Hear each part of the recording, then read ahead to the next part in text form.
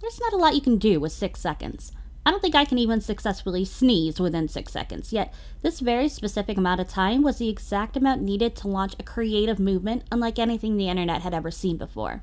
That's right, folks. Today, we're gonna talk about Vine.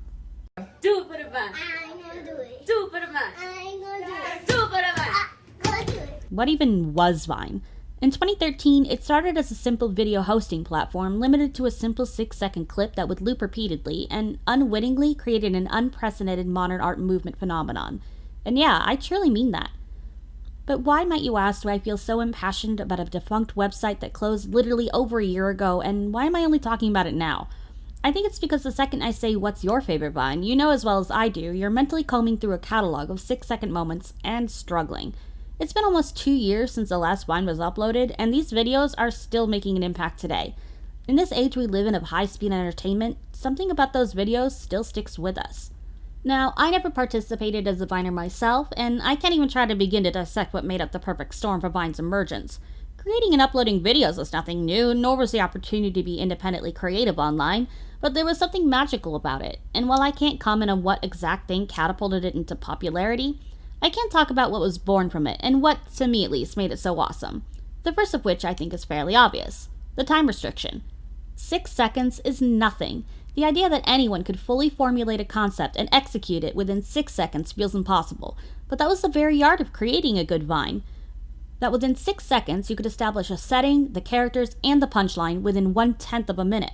There was a real art form to creating the perfect 6-second moment, and while some Vines might have missed the mark, there were some that just really shone. And while some people utilized amazing software editing abilities in their Vines to make them stand out, one of the things that I really liked was that it could truly just be one person with a phone, creating just as entertaining of content.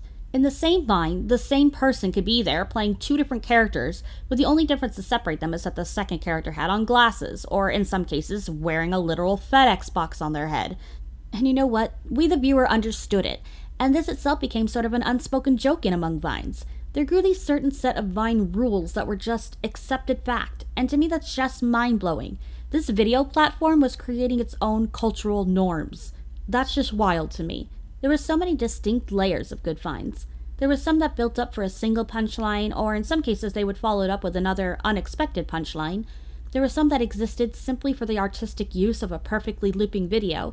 There were some that the only message in it was this postmodern form of Dadaism where the whole point was to not have a point. The world is burning. Let's masturbate. And what was great, it was that it was all developed in this bizarre social movement of creativity built on creativity. And yeah, there was some crap out there, and there were some people that made the experience less fun by stealing content or making offensive material, but there was a lot of good stuff out there that is still entertaining people today. I mean, you can't go on YouTube without still seeing compilations being added on a daily basis. Vine was unique and weird and special. It connected people of every race and nationality to an extraordinary level, giving a glimpse into the art and humor of new cultures and allowing us to connect over our differences, but also recognize how similar we could be. It was a unique outlet, and there hasn't been anything to fill its place, despite various apps trying. A lot of Vine creators have moved on to YouTube, which is awesome, and I love seeing how they broaden themselves in the new market. Or at least, I love seeing most of them. Someone please stop the Paul brothers, oh my god. And in a way, I'm almost happy for its demise. It had a really great run for a good few years, and I'd rather see something die in its peak rather than watch it wither away embarrassingly. In the end, I think it's safe to say that Vine is missed. Or at least, I miss it. Rest in peace, Vine. May your roads always work ahead. Yeah, I sure hope it does. Anyway guys, if you like this video, please subscribe. I am a brand new baby channel here on this wild web, and any support is appreciated. If you have any other topics you'd like to hear my opinion on, leave them in the comments below, and until next time, someone, please, for the love of God, teach me how to write an outro phrase.